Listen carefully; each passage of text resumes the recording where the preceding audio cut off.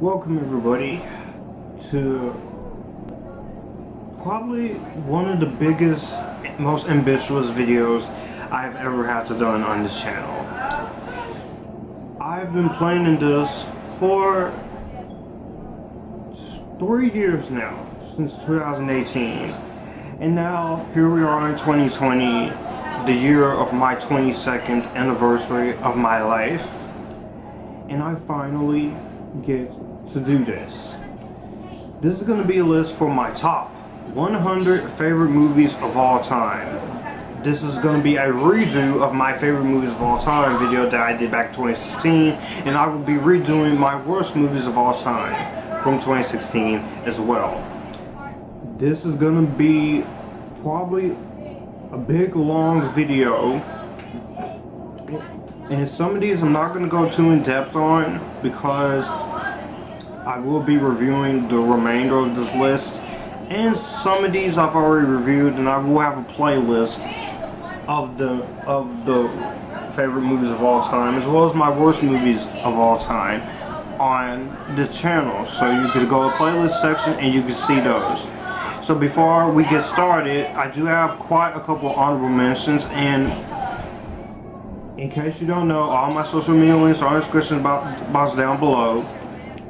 If you want to hit that subscribe button and the bell to get notified of new videos, or post on my community tab, or when I go live, you might as well do that, because you're not going to get every single notification.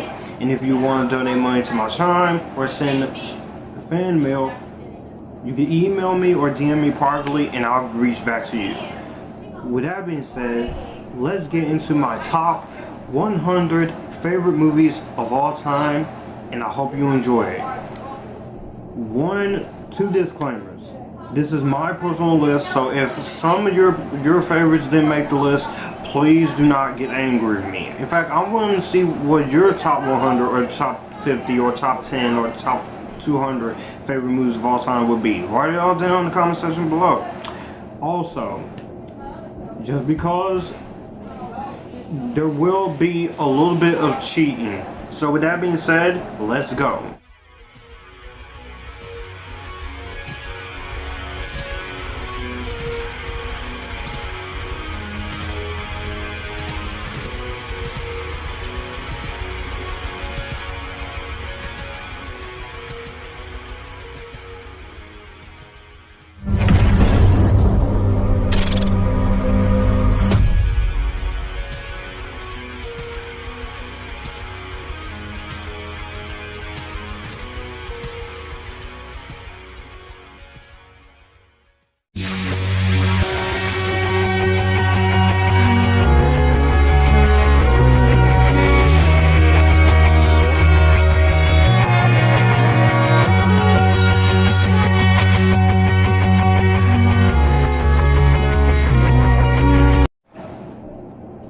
In no particular order with my honorable mentions, we have 3 back-to-back Stephen King movies starting us off. Crusade, Storm of the Century, Stephen King's The Stand. Can't wait for the new one to see how it is. Holiday Heart, Alita Battle Angel, X2 or X-Men 2, X-Men United, The Incredibles, Hairspray, Training Day, I'm the police, King Kong ain't got nothing on me. Midnight Movie, Once Upon a Time in Hollywood, Quentin Tarantino's 1960s love letter to 1960s Hollywood, James Cameron's Avatar, Get Out, Teenage Mutant Ninja Turtles 1990s, still the best Teenage Mutant Ninja Turtles film, Ocean's 11, Bad Boys for Life, The Wizard of Oz, 1917, Melina with the lovely Monica Bellucci, The Lion King, 1994, Hotel Rwanda, Hustle and Flow, Antoine Fisher, Star Wars Episode 3 The Revenge of the Sith, Children of Men, Underworld, Groundhog Day, The Empire Strikes Back, Beauty and the Beast, The Big Lebowski. I'm not Mr. Lebowski, you're Mr. Lebowski. The Day After Tomorrow, Gone with the Wind, Brokeback Mountain, Fight Club, Child's Play 2, Precious, The Irishman, Mortal Kombat, The Wolf of Wall Street, Logan, Goodfellas, Joker, 12 Years a Slave, 1917, no, what am I saying? 12 Years a Slave, Man of Steel, Black Hawk Down, ATL, Charlie's Angels, Grave of the Fireflies, the Sam Raimi Spider-Man trilogy, Jaws, Eraserhead, Monsters Ball, Titanic, and last but certainly not least, Dr. Sleep. All 54 movies, well, 57 since I have the Raimi trilogy as one. All great films, just couldn't make it onto the list for one reason or the other, but here is what made my top 100 favorites of all time. And I hope y'all enjoy it. And we're going to start this off with number 100.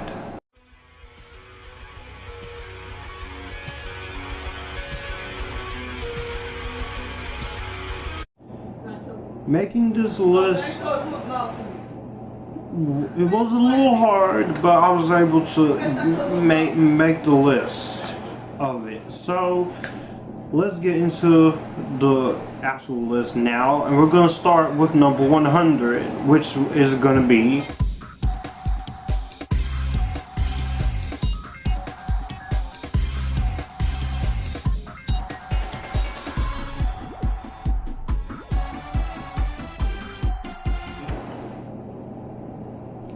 Enter the Dragon. Now, some of these movies I ain't gonna say too much about most of these, because I will be reviewing most of these, the ones I haven't reviewed on this list yet, or in the honorable mentions pretty soon as I keep doing this channel. But I'll just say that Enter the Dragon, for right now, until the review comes out, Enter the Dragon is definitely one of Bruce Lee's best movies. The martial arts, the direction, the writing, and the script, and the late Bruce Lee in one of his final movies. It is sad to watch because of what happened to him at a young age, but it is still a great movie, and it is well directed by Robert Klaus, and you have great actors like Bruce Lee and John Saxon and Angela Mice. So, great fight choreography, a great opening scene, and just is a very well done movie.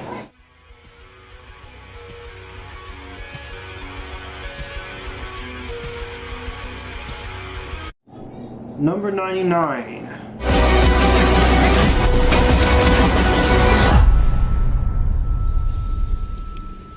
This Ryan better be worth it. Amen.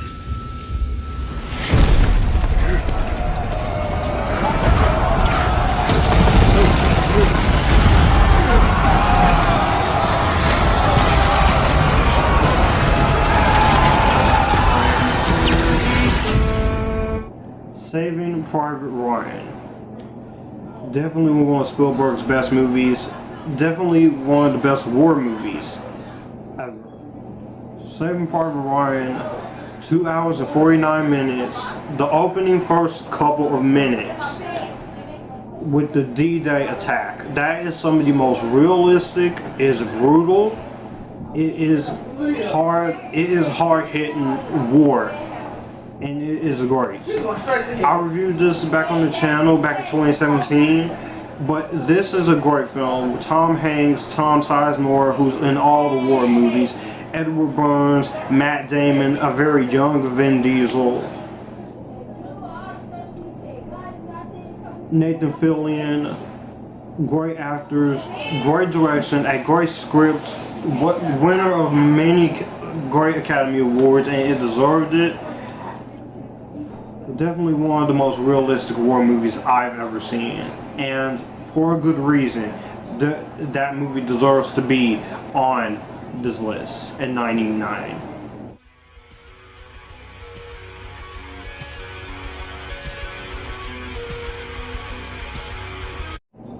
Number 98, we have... I just want to do my part to get us back on top, in charge of the planet.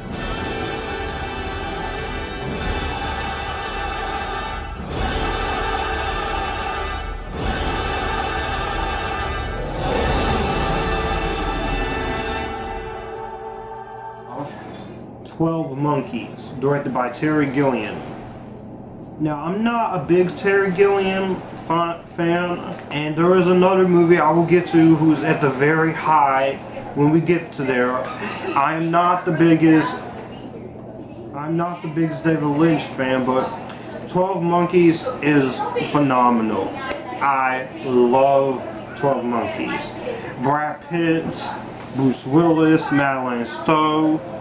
Great plot, great setup, a little too long, but I do have to say that 12 Monkeys, incredible film from Terry Gilliam. It is easily my favorite Terry Gilliam film, and for a damn good reason.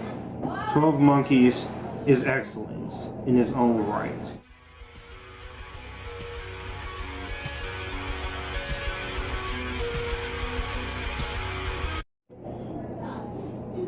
Number 97. It's not as if she were a maniac.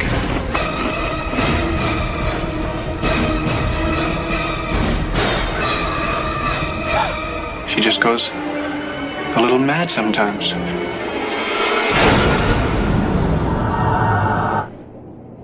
Psycho. I wanted to put this higher, but making this list was tough, so it's number 97. Hope you guys aren't too upset about it, but Psycho is a classic in its own right. Sorry, Gus Van Sant. Sorry, 1998 remake. You tried to copy and paste this in color, which is the only positive I'll give that, besides a few good acting chops. And some things the one thing you tried to do, and you failed miserably. You don't try to beat Alfred Hitchcock. This is Alfred Hitchcock's best work. There is only one, and I mean only one, Norman Bates and Anthony Hopkins. Janet Leigh. A lot of the great performances in this movie are amazing. I got nothing more to say about Psycho. I reviewed it in 2016. So, you want to check that out, it is somewhere on the channel. I will put a playlist of my favorite movies of all time that I've reviewed.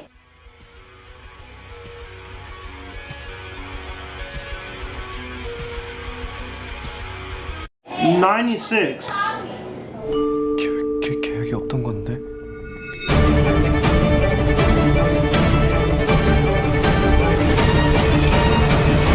절대 실패하지 않는 계획이 만전하네. 무계획이야, 무계획.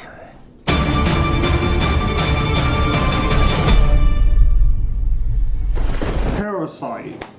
Number 96 is Parasite.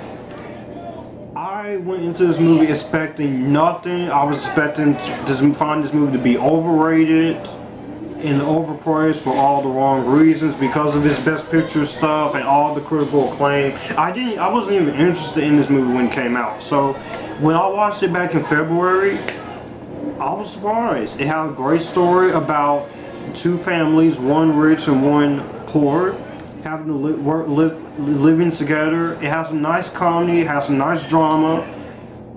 It did have some terrifying aspects there when it comes to stuff, which I won't spoil. But what I'm gonna say is Bong Joon-ho outdid himself when it came to this movie, and it is great.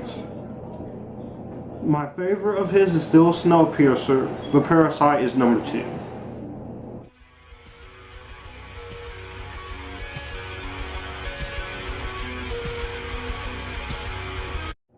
Number 95, we have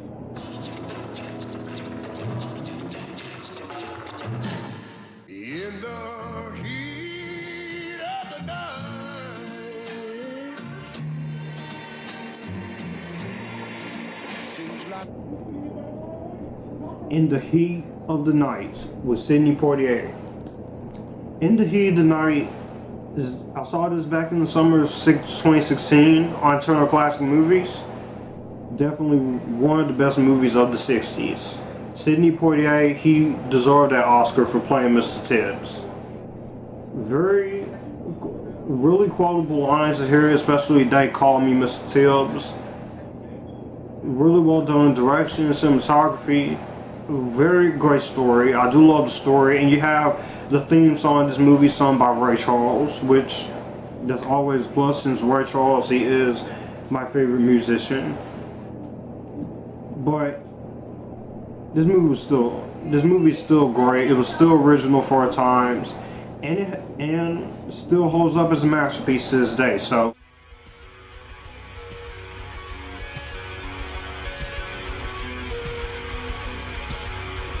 '94, we have. I worked my whole life. I don't apologize to take care of my family. And I refused to be a fool. Dancing on the string held by all those big shots. It's not personal. It's strictly business. The Godfather. The Godfather by Francis Ford Coppola. When mafia movies are excellently made. Don't get me wrong, I love The Irishman, but it's not my favorite mafia movie. The Godfather is my favorite mafia movie. Marlon Brando, Al Pacino, Robert Duvall, Talia Shire, Diane Keaton. Just all the production struggle that had to come with making this movie, and it paid off. The Godfather is an amazing film. Francis Ford Coppola wrote and directed this. Mario Puzo, the actual writer of this, actually coming in and do it, and it's awesome. Yeah, The Godfather is amazing. It is amazing.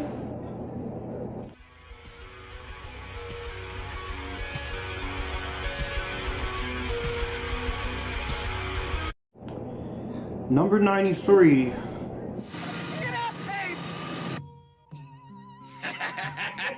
How about it, you creeps, you lunatics, mental defectives?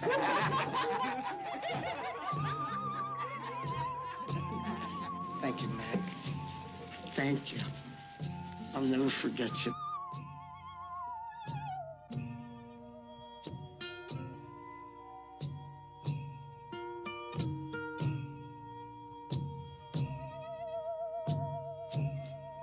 One Flew Over the Cuckoo's Nest.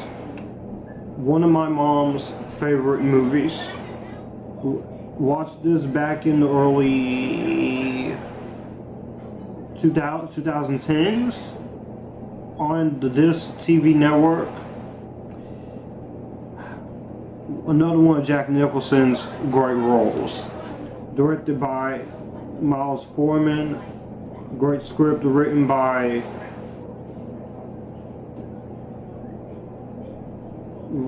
great script, great direction, great performances from him and the rest of the cast involved. Laurie Fletcher, Danny DeVito, Scatman Crothers, Brad Dourif, a very young Brad Dourif. One Flew Over the Cuckoo's Nest is amazing. I have nothing more to say about One Flew Over the Cuckoo's Nest. Definitely one of Jack Nicholson's finest movies. If you ain't seen it, I recommend it.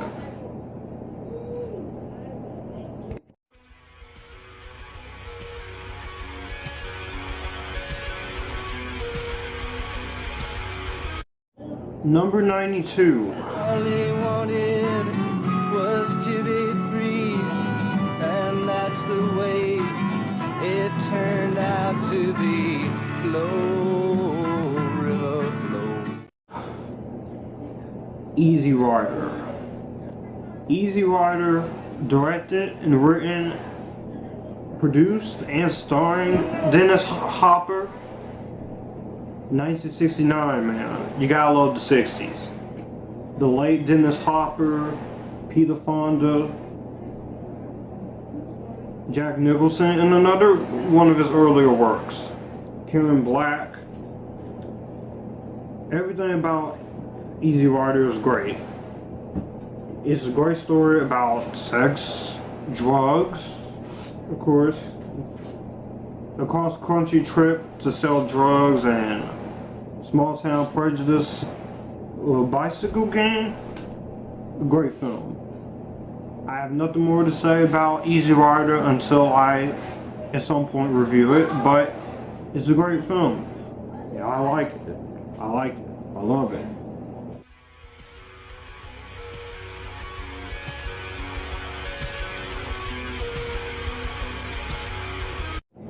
Number 91. Hardtop with a decent engine, and make sure it's got a big trunk.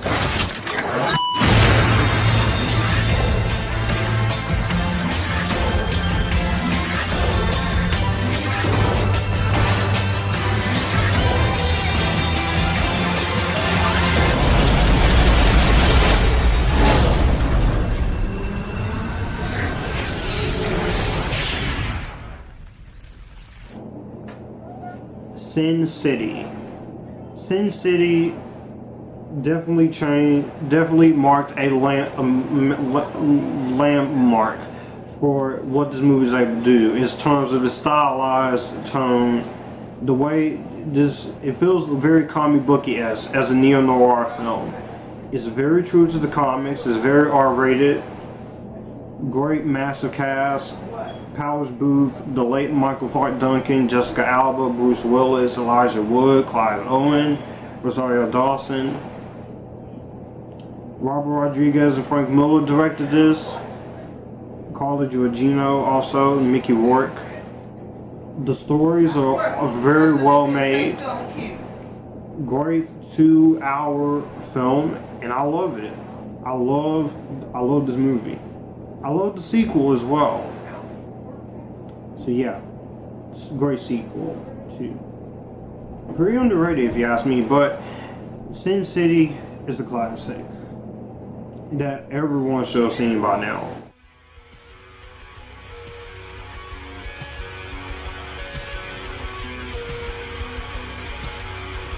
Number 90. Your men follow orders or people die. You want answers? I think I'm entitled. You want answers? I want the truth! You can't handle the truth. Son, we live in a world that has walls, and those walls have to be guarded by men with guns. Who's gonna do it? You? That if this case is handled in the same fast food, slick-ass, Persian bazaar manner with which you seem to handle everything else, then something's gonna get missed. In the heart of the nation's capital, in a courthouse of the United States government, one man will stop at nothing to keep his honor, and one will stop at nothing to find the truth.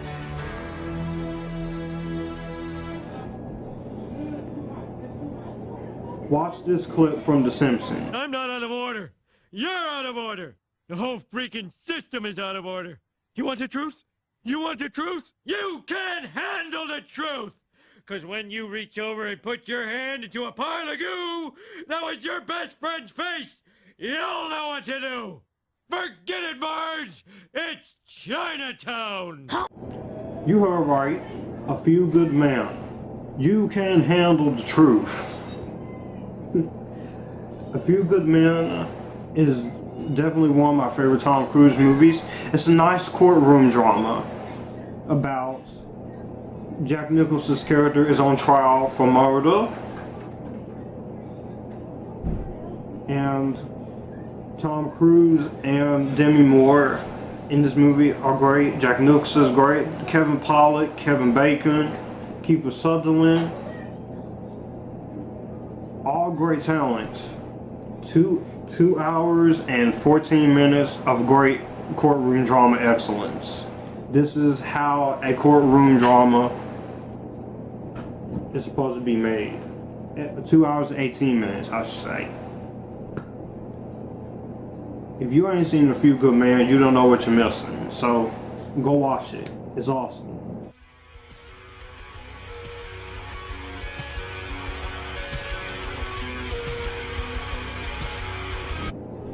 Number 89. The quest for the Grail is not archaeology. It's a race against evil. Germany has declared war on the Jones boys. Those people are trying to kill us. I know, Dad! It's a new experience for me. Happens to me all the time. Indiana Jones and the Last Crusade. Indiana Jones and the Last Crusade. This is my favorite of the Indiana Jones movies. And the reason why this is my favorite of the Indiana Jones movies is because of the father and son relationship. I love the father and son relationship. I'm a sucker for movies that deals with father and son relationships as well as mother and son or mother and daughter or family dynamics. And you get to see who is the man who made Indiana Jones who he was. And the chemistry between Sean Connery and Harrison Ford as father and son in this movie that was dynamite. That was great casting back in the 80s. John Williams' score, Alison Dewey, John Rhys Davies, cast members from the first two, and the adventure that this movie goes on to find the Holy Grail. I love the story. Steven Spielberg directed another one of the great ones here, so you can't go wrong with Indiana Jones. I can't wait for Indiana Jones 5. It is directed by James Mangold and Kathleen Kennedy. Don't screw it up. Don't screw it up.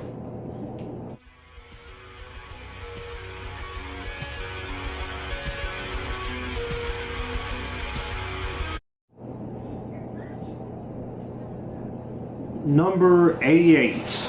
Drive it right to his heart. You're a vampire, Michael. My own brother, a damn blood-sucking vampire. Oh, you wait till Mom finds out, buddy. When a vampire buys it, it's never a pretty sight. Michael, they're coming! Oh, shit!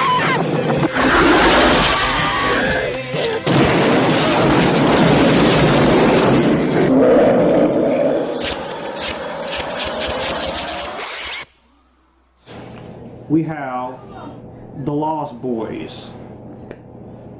Yep, The Lost Boys. Back when vampire movies were actually scary vampire movies.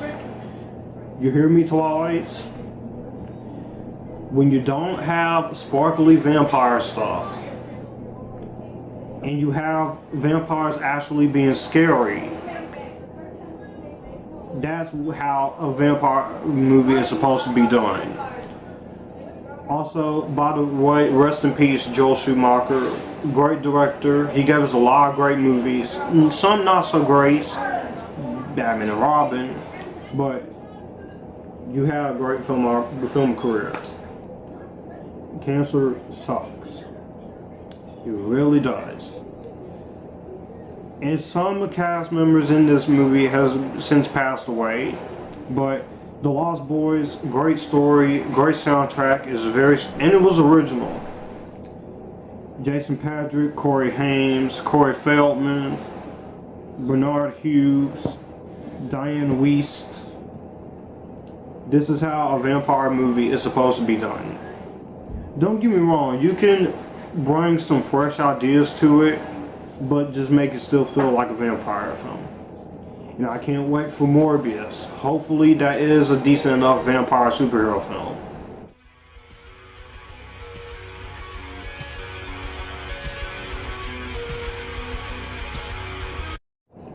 Number 87. I don't know, I belong in Vietnam.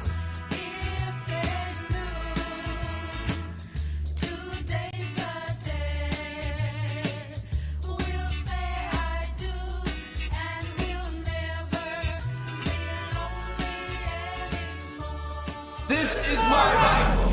There are many like it, but this one is mine. We play fair and we work hard and we're in harmony. M-I-C-K-E-Y.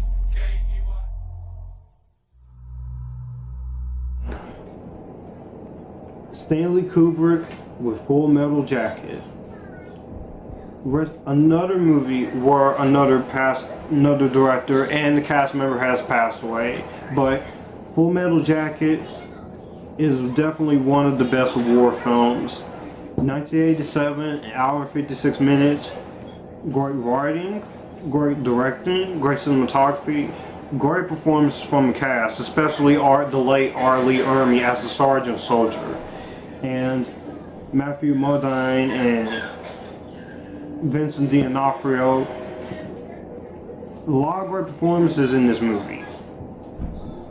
A lot of great memorable moments. And the Sergeant, he is pretty scary when you think about it. But R. Lee Ermey made that part work. So, you gotta give a hand to Full Metal Jacket. Come on. Come on.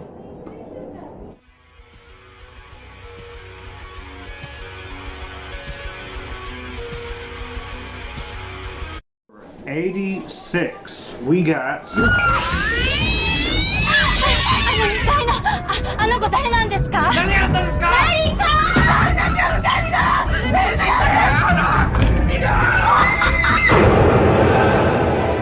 ジョン。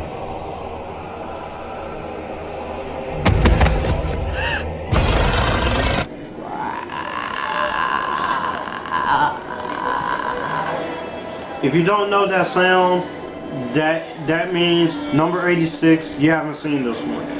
Ju-on the Grudge. The Japanese version of the Grudge. The one that started the whole Grudge franchise. I do like the original Grudge trilogy with the exception of 3. But you gotta give a hand to the classics here. Takashi Shimizu came up with a great story. One of the more underrated horror icons with Keiko Saiki.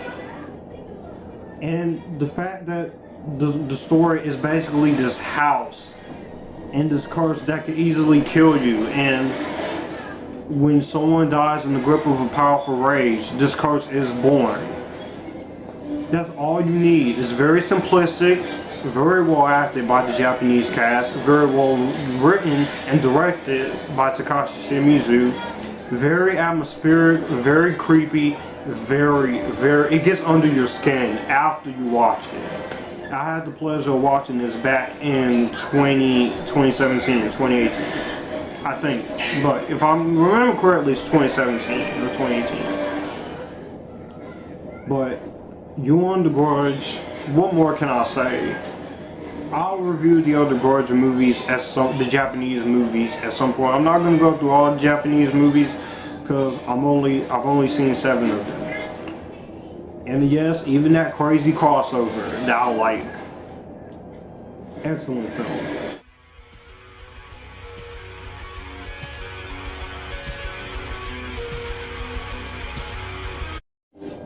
Number 85. I suspect foul play. I have eliminated no suspects. I'm gonna live.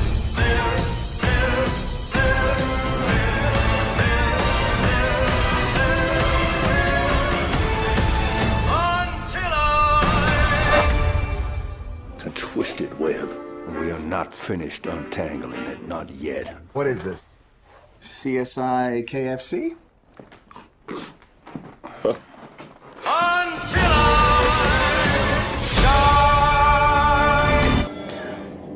Rian Johnson, with Knives Out. I'm sorry. To all you people who say Rian Johnson can't make a good movie, you're wrong. When you give him an original idea that is not Star Wars, he makes good material. And Knives Out is proof of that. Looper is proof of that. Brick is proof of that.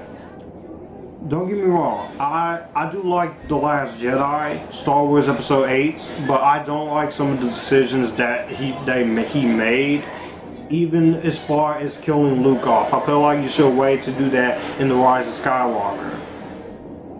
And this is a host of very expectations. It works here. It doesn't anger me. It was a nice modern murder mystery with great humor, great twists and turns, and a great cast. Daniel Craig as Benoit Blanc, really funny. Chris Evans playing the unlikable character after playing Captain America for so long. the lovely Ana de Armas, Toni Collette, Jamie Lee Curtis, Jay Martell, Lakeith Stanfield, Catherine Langford, which you will see another movie with her on this list later on. Everything about Knives Out is perfection.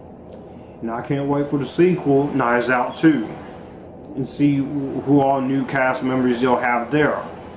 And because in my opinion, Martha Cabrera's story ended here. You don't need to bring her back unless there is a reason to.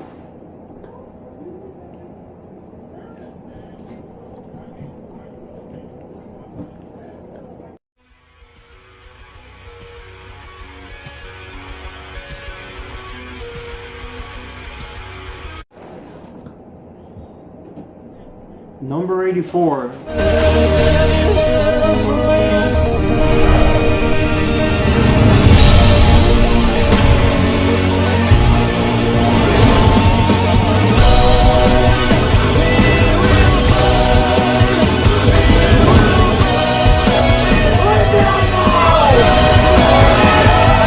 The world will look up and shout, "Save us!"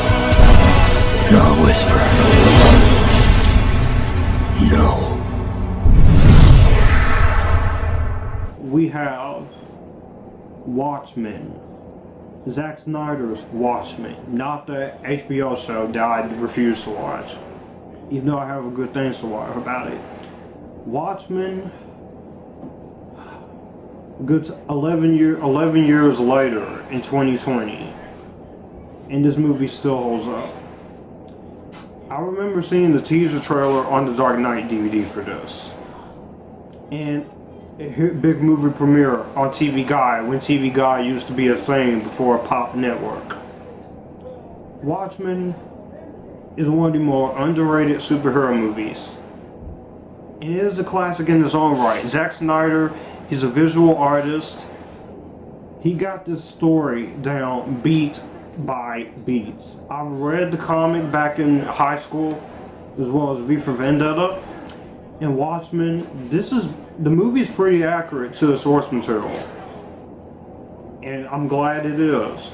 Should have made more money when it came out, but at the time, R-rated superhero movies were not popular. Now with Joker and Deadpool, R-rated movies are popular. Superhero movies are popular.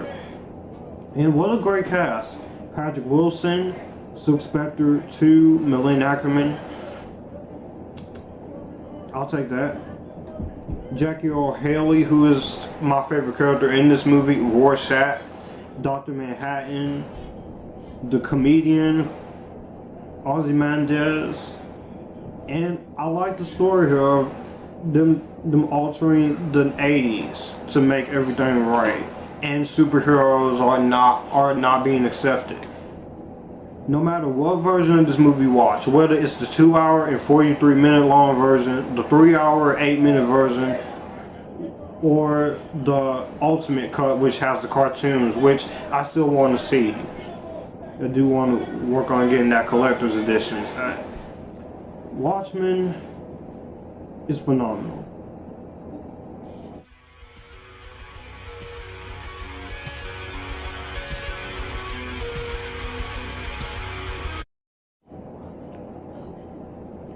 Number 83. Take your hands off my lobby boy!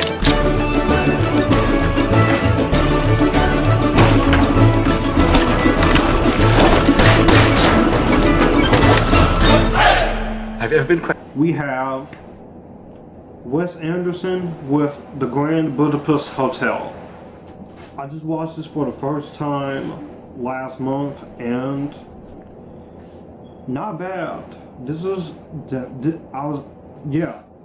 I'm not a big Wes Anderson fan. Don't get me wrong, I do like his style, but I haven't watched all his movies. I'm not that big of a Wes Anderson fanatic like everyone else. Fantastic Mr. Fox, Isle of Dogs. In this movie, I can't wait for The French Dispatch. That's going to be amazing. Great cast here in this movie. I love the great cast. You have a lot of great actors. Ralph Fiennes, Dev Patel, Tilda Swinton, so many great actors, and a great story, and a great fun adventure that this movie was. If you ain't seen the Grand Budapest Hotel, watch this movie. It is excellent.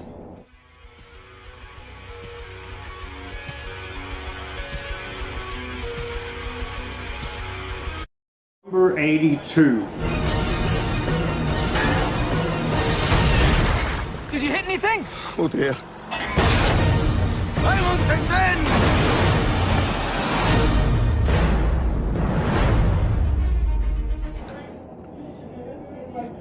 The Adventures of Tintin, The Secret of the Unicorn. Woo! This is an underrated movie right here.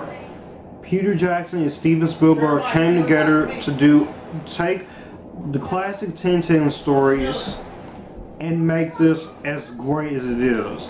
And it is amazing. It is phenomenal. Great motion capture. This movie should have made more than it did. And I'm still hoping that we do get the other two movies, Tintin sequels, because they were planning 2 films, but Jamie Bell, Andy Serkis, Daniel Craig, a great script, great motion capture, great cinematography, great everything about this movie. This is a movie that nobody really talks about when you talk about Spielberg, and this is one of those underrated gems. This is an underrated gem. This is a great time, and I recommend it.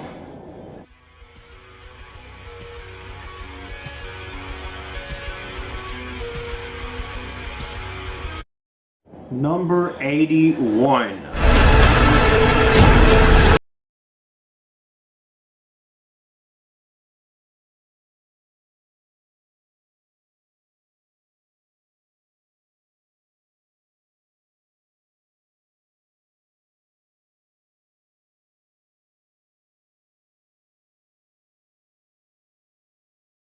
Sympathies. Alien.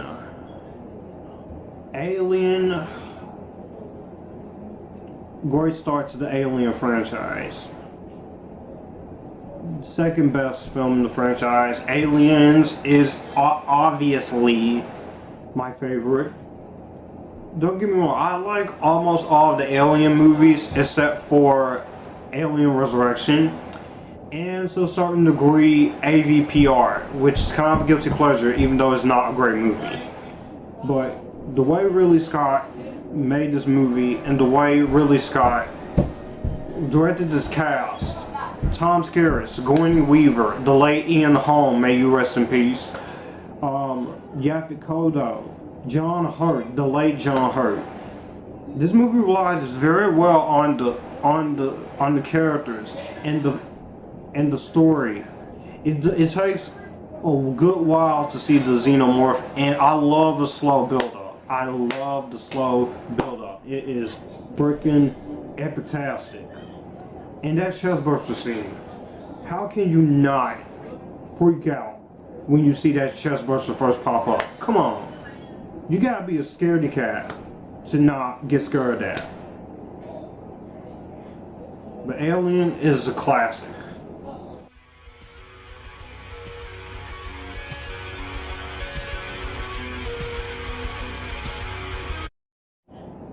Next up, we have Academy Award winner Kevin Spacey, Russell Crowe, Guy Pearce, James Cromwell, Kim Basinger, Danny DeVito. L.A. Confidential.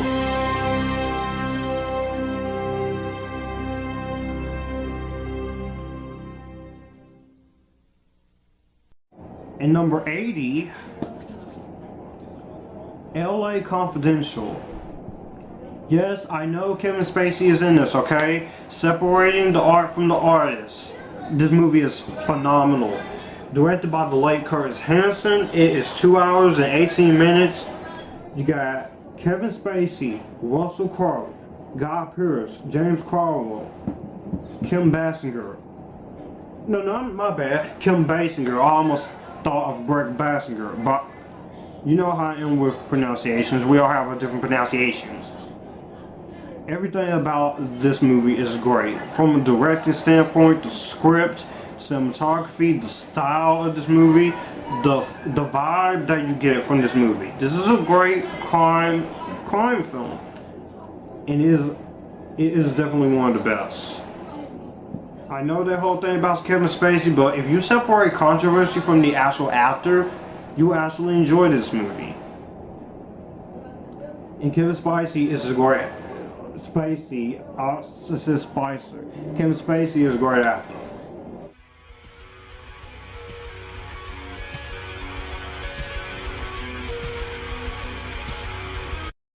Number 79. But you won't marry me. Gary Sinise. I never thanked you for saving my life. And Sally Field. My boy Forrest is going to get the same opportunities as everyone else. A film by Robert Zemeckis. What's my destiny, Mom? You're going to have to figure that out for yourself.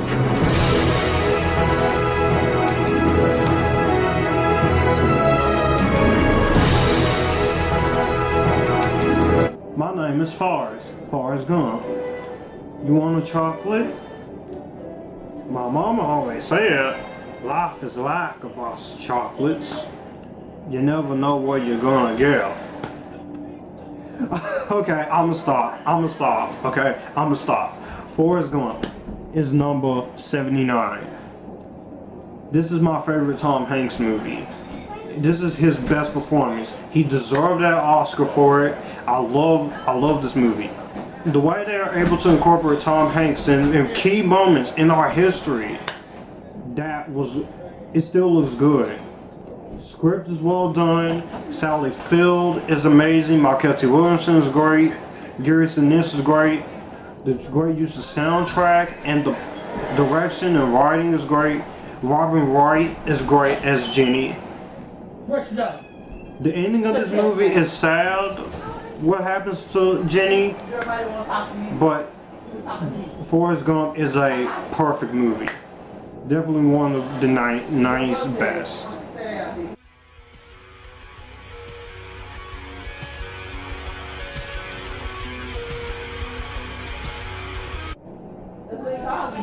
Number 86.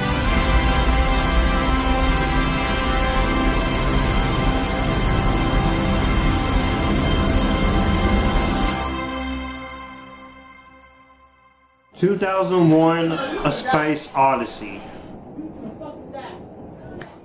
Brilliant! Woo!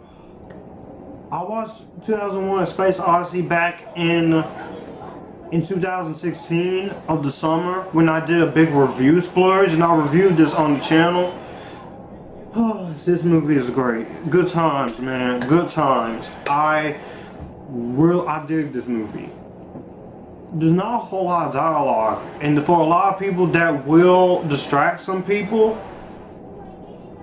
but 2001: Space Odyssey is great. Stanley Kubrick's direction, his writing, the performances, the visual aesthetics, the cinematography, everything about 2001: Space Odyssey makes this one of the best sci-fi masterpieces of the 1960s and one of the best sci-fi movies, one of the most influential movies of all time.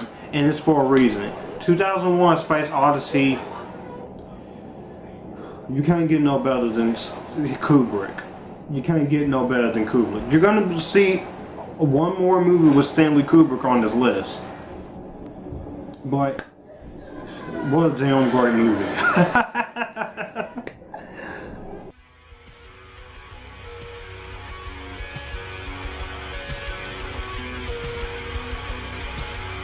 '77, we have.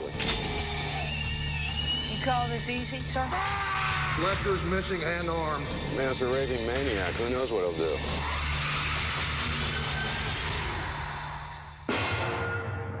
Thank you, Clary. Thank you. The Silence of the Lambs. This movie ain't gonna be for everybody, but The Silence of the Lambs, definitely one of the best movies of 1990 and one of the best movies of the 1990s era. The Silence of the Lambs, it won 5 Academy Awards, including Best Picture, Best Director, Best Actor, Best Actress, and Best Script. What an accomplishment for 1991. It sucks nowadays, horror movies, not even thrillers, gets the recognitions at the Oscars because everything has to be period pieces or it has to be pretentious.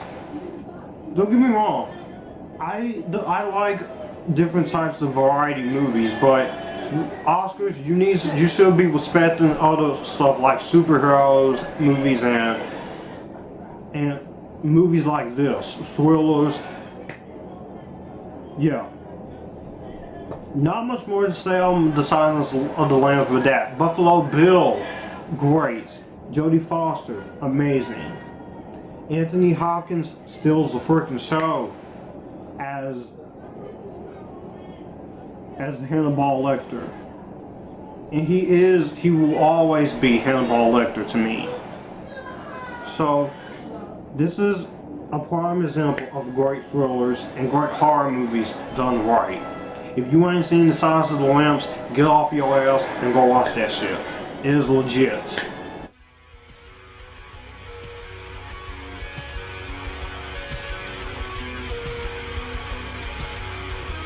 '76.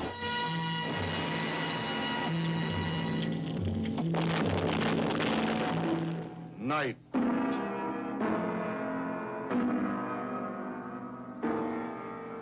Of the living dead. George A. Romero's Night of the Living Dead. 1968, baby. Night of the Living Dead is one of my favorite zombie movies. Come on, you can't go wrong with Night of the Living Dead. Black and white, it is great zombie impressiveness, a great story with a great character, and our main character who is essentially black, which 6 minutes, 1968. George A. Romero crafted a great script, a great set of characters, and this movie did suffer some big production trouble, but it was for the better because Night of the Living Dead is definitely one of the most classic zombie movies you will ever get. And it takes its time with this movie. It's only an hour 36 minutes. It takes its time very well. So you gotta praise Night of the Living Dead. Okay? It's Night of the Living Dead. I can't say no.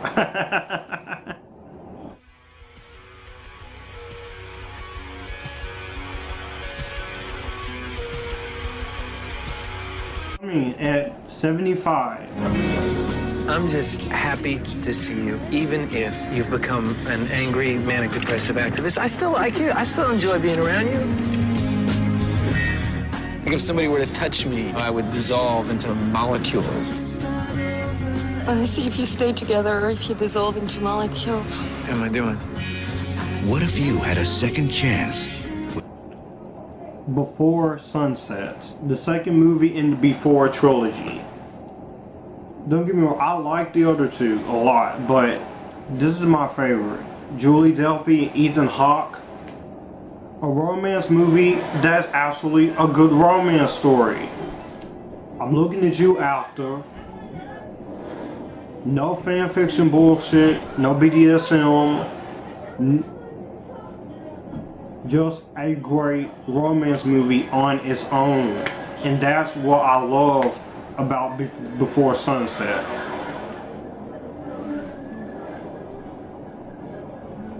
I ain't got too much to say about Before Sunset, but watch it. It is a great film. I am very impressed with the Before movies, and I'm not the biggest Linklater guy, but I love this. I love this movie. And it's awesome.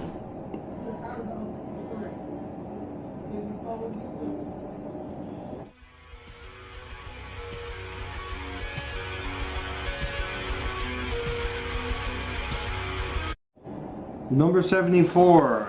we have... The 50s were boring, the 60s rocked, the 70s, oh my god, they obviously suck. Dazed and Confused.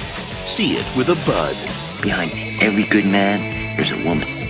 And that woman was Martha Washington, man. And every day George would come home, she'd have a big fat... Dazed and Confused.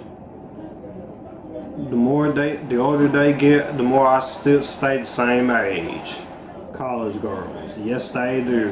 Yes, they do. Alright. Dazed and Confused.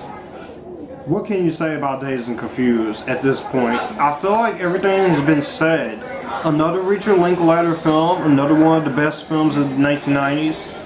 Very young Matthew McConaughey, Rory Cochrane, Willie Wiggins, Michelle Burke, Adam Goldberg. Everything about this movie is great. A very young Mila Jovovich, a very young Ben Affleck, Parker Posey. Great direction, great produced writing, great story, and just a phenomenal film. So Dazed and Confused is one of the best coming-of-age movies I've ever seen.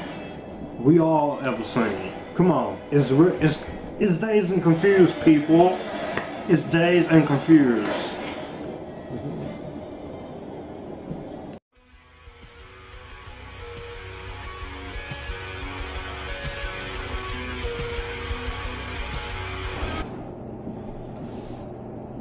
Number 73, we have a battlefield with her at ground zero and the Terminator closing in. An adventure unlike anything you've ever seen before. Arnold Schwarzenegger is the Terminator.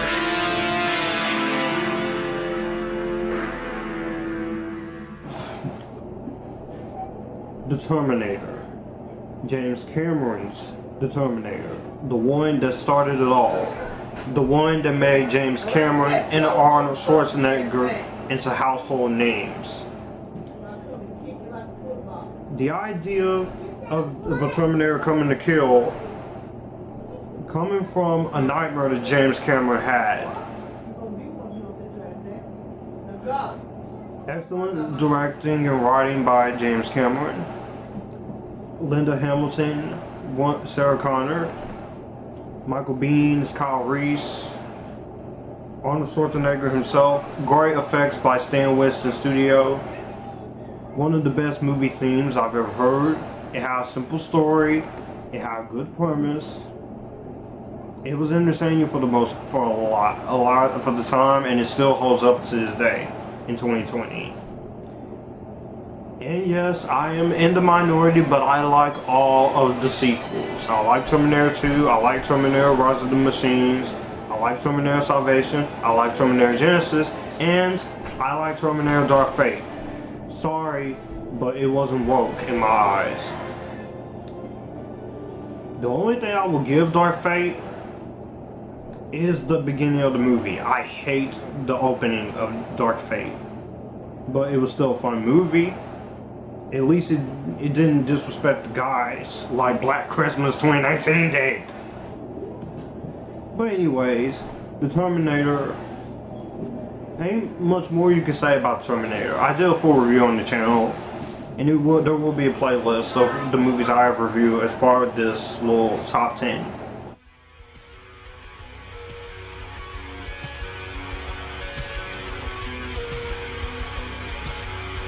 Number 72, we have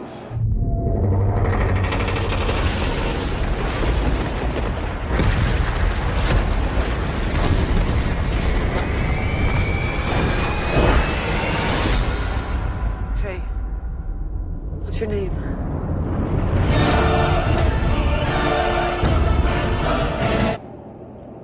Mad Max Fury Road. Parker, I'm pretty sure if you are watching this, you're gonna enjoy this, because Mad Max Fury Road, great film. It is amazingly epitastic, freaking awesome, and one of the best action movies ever made. Sorry, Mission Impossible Fallout. I do like you, but Fury Road is better. George Miller took 30 years to write, produce, and plan a masterpiece. Some people will complain that there's not a whole lot of character development, but this movie is done through visual storytelling to get to know characters. So I can understand if you don't like the film. Charlize Theron, Tom Hardy, Nicholas Hoult, action scenes are great. Entire practical effects in this movie, and that means a great score by Junkie XL. Can't go wrong with Junkie XL. I can't wait to hear his music for Godzilla vs. Kong.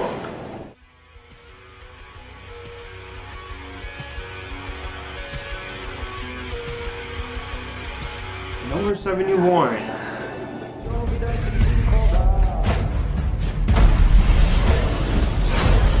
War is in your blood.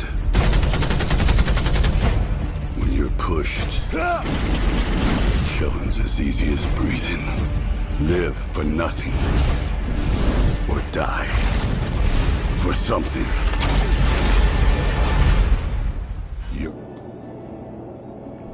Rambo. Not First Blood, not First Blood 2, not First Blood 3, not Rambo Last Blood. This is the 4th movie in the Rambo series, and it is my favorites. You can't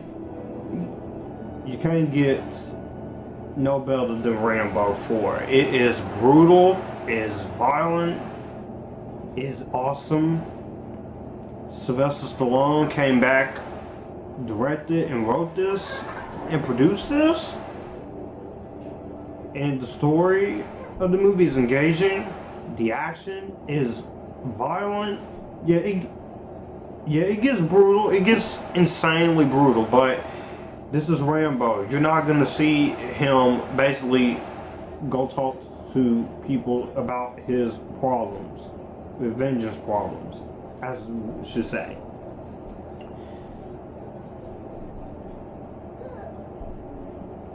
But he did whoop that ass.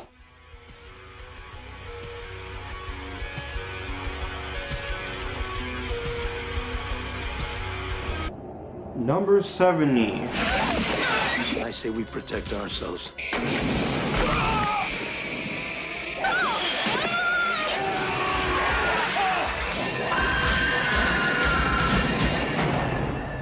Leviathan.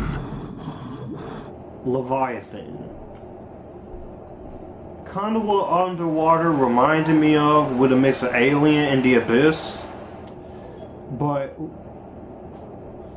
even though I didn't hate Underwater, Leviathan is better than this.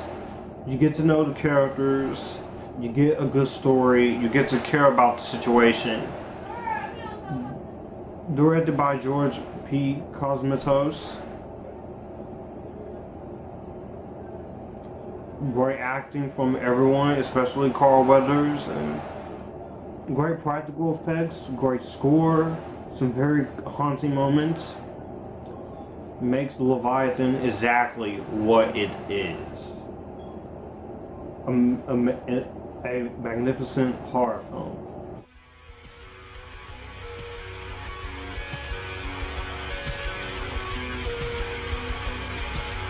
Number 69. Makes a great musical unforgettable. John Travolta and Olivia Newton-John together for the first time in Grease. We have the only Grease movie that matters. Grease 1, the original, not Grease 2, the original Grease. With Olivia Newton-John and John Travolta, 1978. Randall Kleiser directed. Sandy and Sandra Dee. All the well-respected characters that you know and love from the Broadway production. This is the only Grease movie that is worth it. Is not worth seeing. And it is the only Grease movie is worth seeing. Great songs, great soundtrack, great performances, great choreography. One of the better musicals ever. And that says a lot.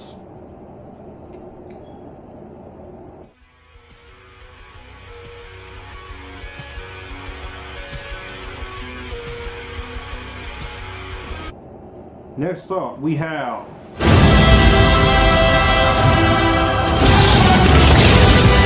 the Force. It's calling to you.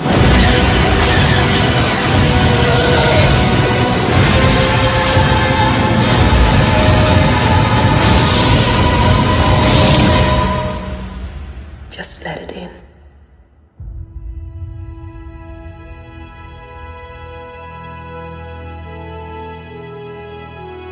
I can see the negative comments, I can see the dislikes, but I don't care. This is one of 2 Star Wars movies you're going to be seeing on this list. Okay? So, number 68. Star Wars Episode 7, The Force Awakens. I know there's a lot of people who hate the sequel trilogy, including this one, but this is my favorite Star Wars movie. J.J. Abrams brought back the Star Wars series. He didn't kill the Star Wars series, like most people saying. I just feel like the Star Wars fan base, besides the DCEU fan base half the time, and the MCU fan base to a certain degree with Captain Marvel and some other movies, you're being overly toxic on social media. Let people enjoy the sequel trilogy, even if they are disappointed with Episode 9. Hell, I like all 3 of these new Star Wars movies. And I've yet to get a bad comment or nasty comments for liking them. Rory, great character. I could have used explanation on how she could have gotten Force. I would have liked to have seen a reunion with Han, Luke, and Leia, and I would have loved to explain what would happen in the 30 years, at least in some kind of montage, like in Revenge of the Sith. But we didn't get that. The Force Awakens did something different. It is reminiscent of A New Hope, but hey, these Star Wars movies follow, every single first film in the Star Wars series follows the same exact formula. Even The Phantom Menace did it, and you people don't bitch about that movie. So what is the problem with this? Oh, Daisy Ridley can't act. Oh, John Boyega can't act. Oh, it's a retread of New Hope. Oh, they kill Han like a jerk. So what? Accept the movie that you got. If not, go watch Mandalorian. That's all I gotta say. But anyways, The Force Awakens is awesome, and I still stand by that. So, sorry, sequel trilogy haters. Sorry.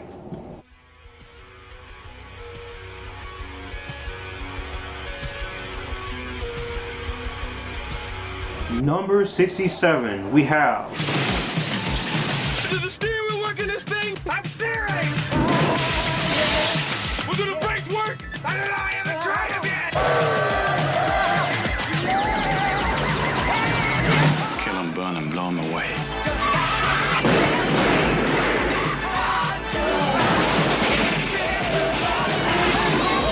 Don't worry about a thing, on the job. That's what I'm afraid of! Eddie Murphy, Beverly Hills Cop 2. The Heat's back on. Beverly Hills Cop 2. You make a great sequel to an already great first movie with Axel Foley himself, Eddie Murphy, and Judge Reinhold. And it turns out to be as good as this, with some of the great comedy going a darker route. And it's awesome. Yeah. Eddie Murphy in his heyday. You can't go wrong with Eddie Murphy. Yes, the guy has had some stinkers, but he redeemed himself every time, every chance he can find. Dreamgirls, Dolomite Is My Name, even Mr. Church. And it's good to see Eddie Murphy back in a movie again. I can't wait to see him in Coming to America 2, which I know is going to be PG-13, but I still, hopefully it will be R-rated. Hopefully.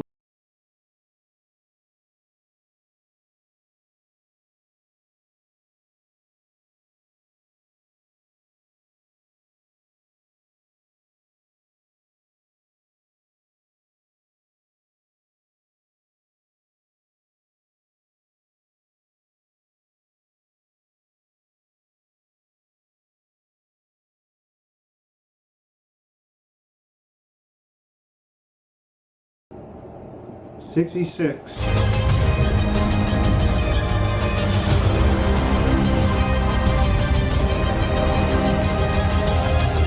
Dreams collapsing. I have it under control.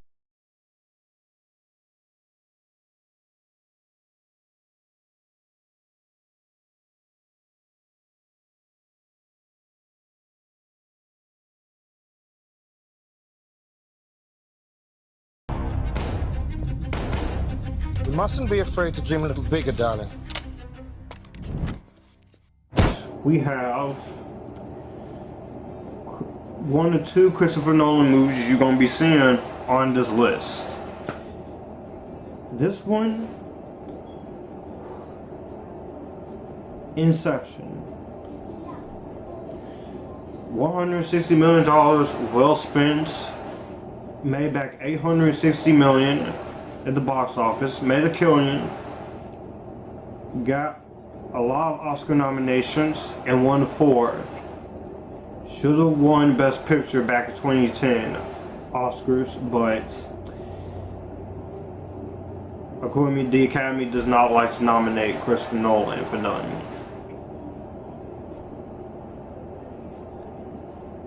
Christopher Nolan wrote and directed and produced a great film about dreams, and going into it in detail, we'd be here all day, but Inception is definitely one of the best movies I've ever seen. This movie is mind-bending, and this movie makes you think a lot. Some people, this movie can make your head hurt, but it's a movie that messes with your mind like Doctor Strange, but it's a good mind trip. Especially with all the crazy stuff that happens in the dreams. The hallway fight where everything goes upside down, and then the entire building, just the entire road just collapsing. The stuff that Chris Abel was able to do with the effects and practical effects and a little bit of CG and miniature work with this movie is an accomplishment. The cast is great too, especially Leonardo DiCaprio, Ellen Page, Ken Watanabe, Marion Cotillard, Michael Caine, Joseph Gordon-Levitt, The cast is great, and the music is great. Everything about Inception is what works, and that's why it's my number 66.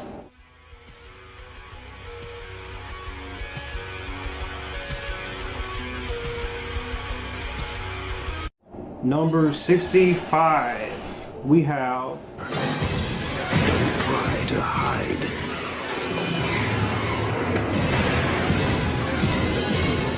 Everybody's a suspect! You're not scared, are you? Scream. The original Scream. Watching this movie on cable as a kid, the opening scene always gets to me with Casey getting killed at the beginning of the movie, because you think Drew Barrymore is going to be the main character, but they did a switcheroo with that. Ghostface, definitely one of the most iconic horror movie killers. Neve Campbell, Courtney Cox, Ski Ulrich, a very young Rose McGowan before Charmed. Matthew Lillard before he was Shaggy. And he did kind of sound like Shaggy in this movie. Jamie Kennedy, my favorite character in the movie, Randy. Everybody's a suspect. And him laying down the rules of a horror movie, which that it is legit. The rules, especially in Scream 4. And one of the rules in Scream 4 that I love is you forgot the first rule: remakes. Don't mess with the originals. I am curious about Scream 5 with the directors from Ready or Not. So that should be interesting.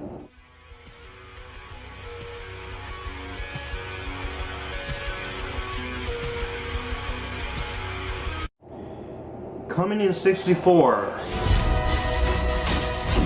Until the end.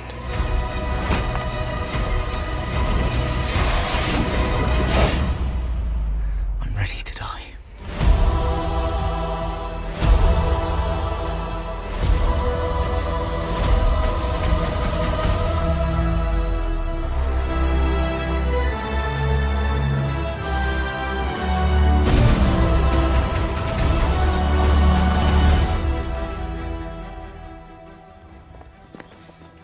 Harry. Hi there. 6 months you haven't seen me, and it's like I'm Frankie first year. Only a brother.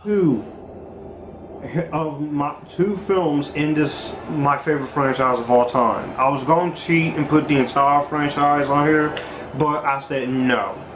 I only put in two, and one of them is Harry Potter and the Deathly Hallows Part 2. This is how you do it. This is how you take 10 years of hard work that was built on from Sorcerer's Stone to Chamber of Secrets to Prisoner of Azkaban all the way up to this and make it satisfying. Just like Avengers Endgame did last year for the first half of the MCU, which is the Infinity Saga. This is how a franchise, a big, well-respected franchise, should be concluded. You hear me, X-Men Dark Phoenix? When you put effort and you don't studio interfere your way around the horse, and when your actors are not sleepwalking, and when it doesn't feel incomplete or it messes with the timeline.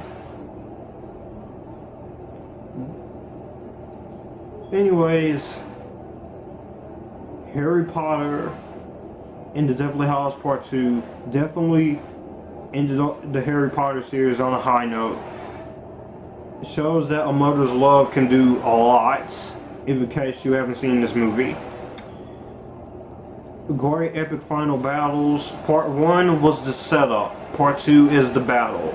A lot of emotional weight, a lot of characters dying that we've come to love. And the last half of the movie with Harry and Voldemort having their final confrontation at Hogwarts. Great stuff. And the 19 years later scene, I know a lot of people have a problem with the 19 years later scene, but we started this journey in 2001 with him going to the train station.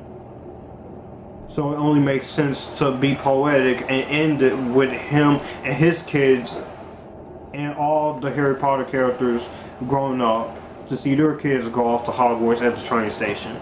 And that was very poetic. And that's why Harry Potter and Deathly Hallows Part 2 is number 64. Definitely one of my favorite movies ever. Definitely one of the best movies of the last decade. For a reason. Love me some Harry Potter, and I always will. I even got my sisters hooked on it too. Just a little joke.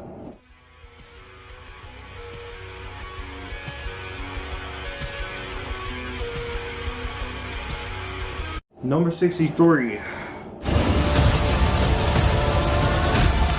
Where is he?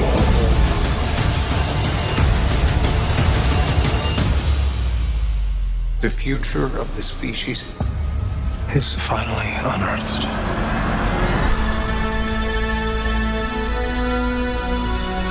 Blade Runner 2049. I debated on which one do I want to put. Did I want to put the original or do I want to put the sequel?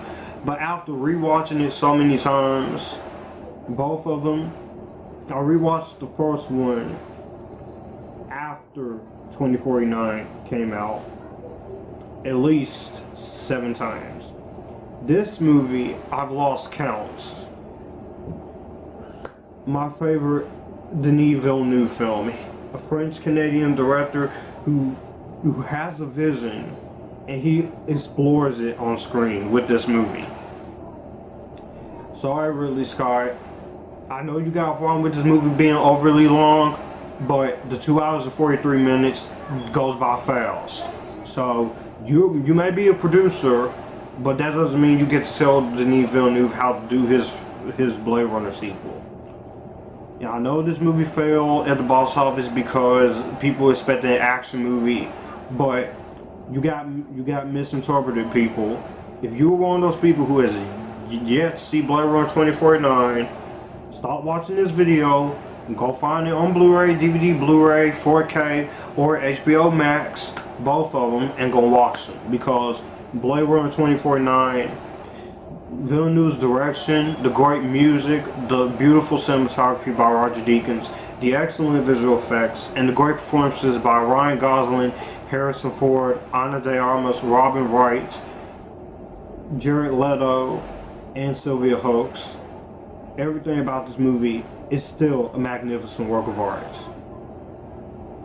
I can't wait for Dune in December. We'll see how that goes. Fingers crossed. But I know Villeneuve. He ain't gonna let me down.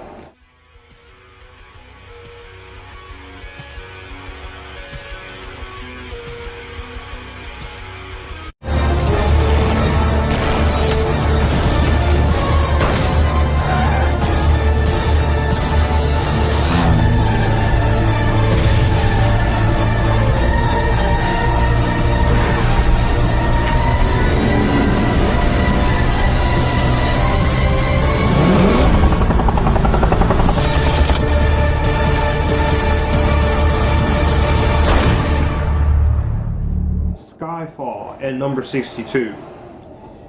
It's not my favorite. This is actually my least favorite of the Daniel Craig era.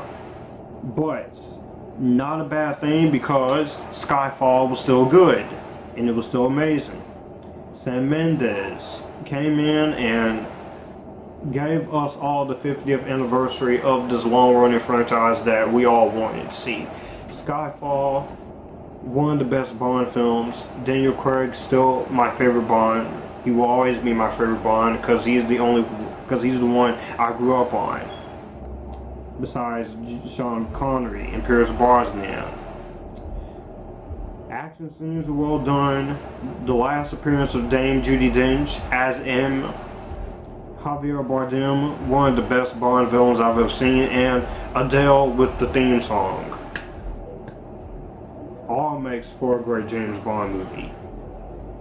But you can't beat Chris Cornell, You Know My Name.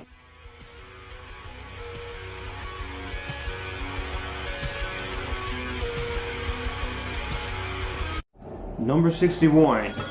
She wasn't altogether there. At the end.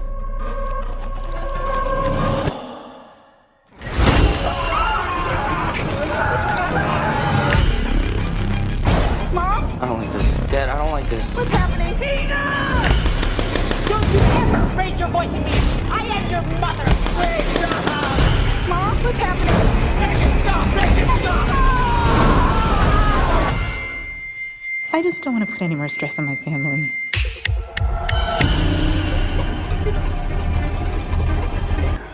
We got some A24 action going on here, and that is Hereditary.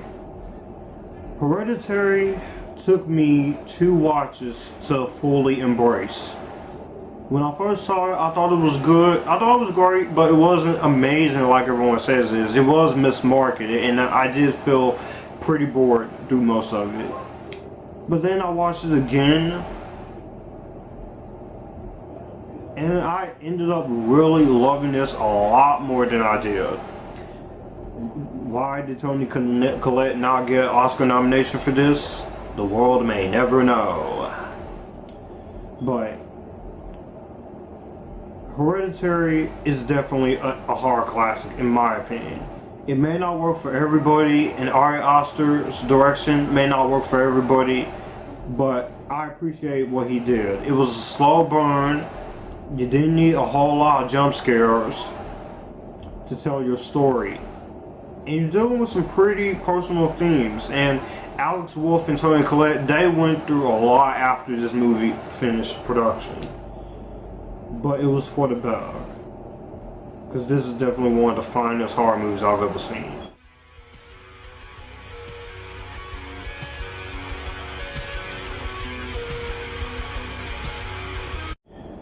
Number 60.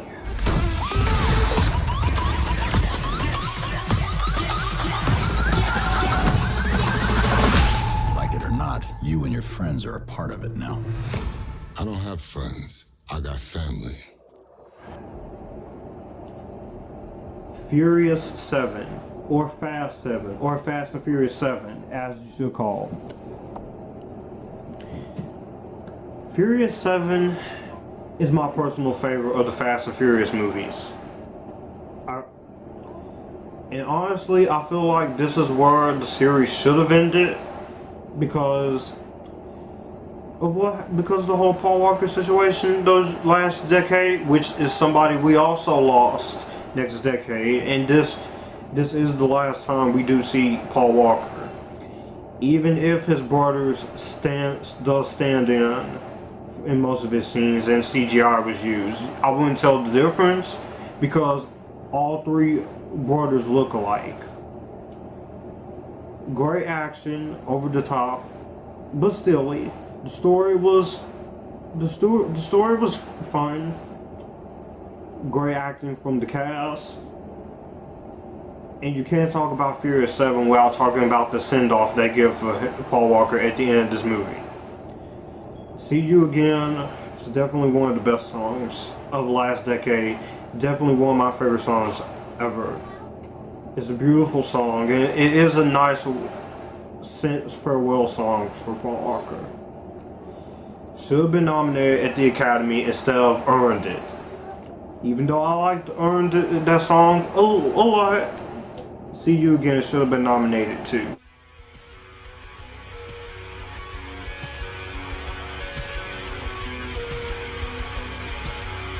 He's brave. We gotta get you home before Andy leaves tomorrow! But the thing that makes Woody special is he'll never give up on you. Ever. Hello? You and your friends ain't ever getting out of here. And what's important now is we stay together. They'll never make it!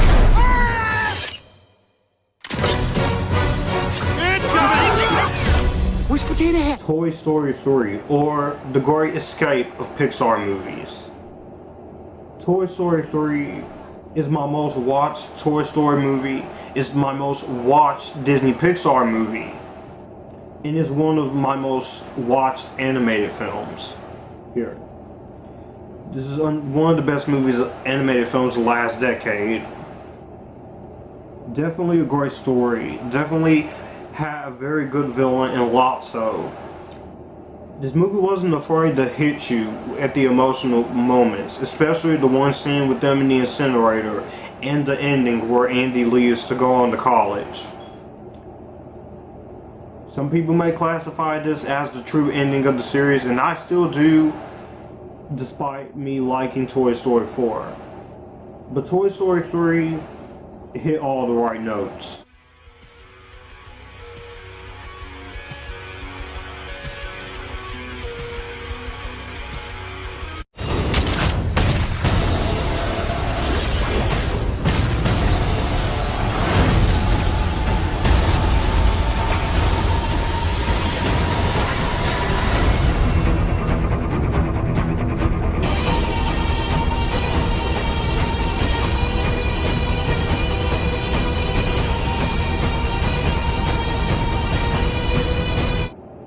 Wonder Woman.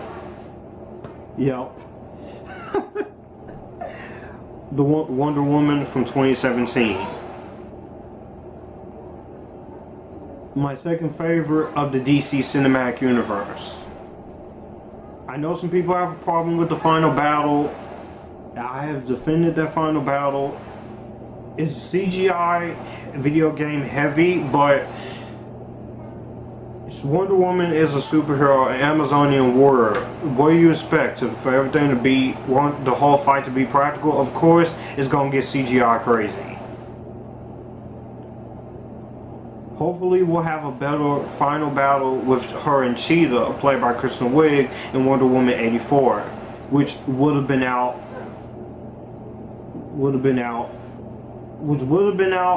on my birthday month, but now it's October. Why? Because of the stupid pandemic. Anyways, Gal Gadot, she was a great choice for Wonder Woman. Chris Pine, Steve Trevor, Patty Jenkins came in and knew what she wanted to do, and it worked. It worked.